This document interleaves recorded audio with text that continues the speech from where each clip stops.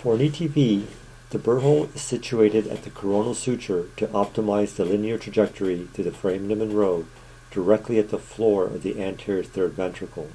Either a flexible or a Hopkins rigid lens endoscope can be used for ETV. Use of the flexible endoscope requires special training, but offers the ability to navigate safely through a narrow foramen Monroe and the pre-mesencephalic cistern. The resolution does not match rigid lens endoscopy, but is very adequate for nearly all cases. Rigid lens endoscopy offers more clarity, but less navigation opportunity. I routinely place a 14 French peel-away sheath to cannulate the ventricle. The sheath provides egress of fluid during endoscopy when irrigation is being used. Upon entering the lateral ventricle, it is important to identify anatomical landmarks. This includes the choroid plexus, septum pellucidum, thalamostriate vein, and foramen of Monroe. With long-standing hydrocephalus, the septum may be nearly absent.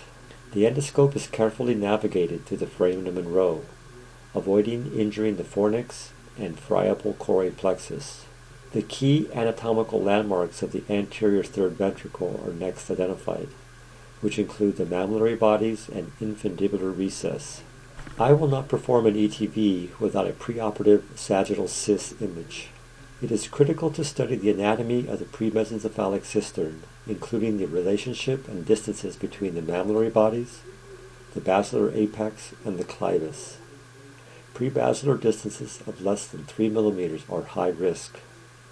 In general, it is safest to make the perforation immediately posterior to the red disc of the infundibular recess. I prefer to perforate the floor of the third ventricle using the stiffer end of an endovascular Benson glide wire. This glide wire has a rounded tip designed not to injure vascular walls. Electrocautery carries a high risk of vascular injury, is potentially fatal, and is therefore contraindicated.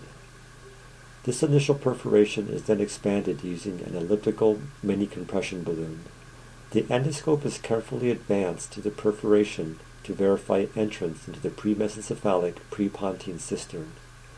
In some cases, additional balloon augmentation will be needed to get past the premesencephalic arachnoid membrane. Oozing from the stomal edges of the tuberostinarium can be problematic. In most cases, it stops with patience and continuous irrigation. Only rarely has the use of monopolar cautery been necessary.